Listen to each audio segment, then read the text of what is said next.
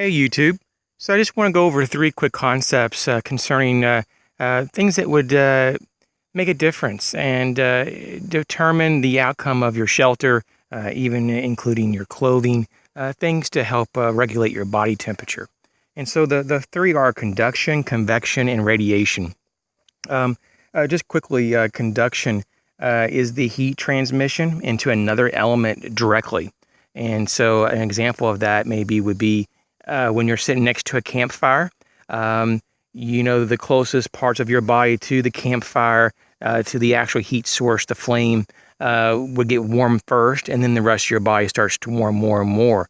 Just as if you're in a cold environment and you sit on a bare ground, sit there on the floor of a forest, and it's very cold out. The cold on the ground can pull the heat from your body, and that's why people, obviously use like ground cloths or different barriers between you and the ground, because it can conduct the heat from your body. So you have to be mindful of that. And the next thing is convection. This is the rising of heat, the transfer into another object of heat. But it also could be, the cycle of cold too. So as for example, heat rises, and as higher it gets, it starts to dissipate and cools. For example, it could be that you're wearing clothing and maybe not enough of it though, and your heat's escaping from your body, and so your head's starting to cool, and a lot of your heat's getting evaporated from the upper part of your body. And so what happens is it starts to cool, and that cooling process of those colder parts of the body will actually cause the rest of the body to chill. So just like on the cold part, or a comparison of cold convection, just as heat rises, cold goes down and it drops.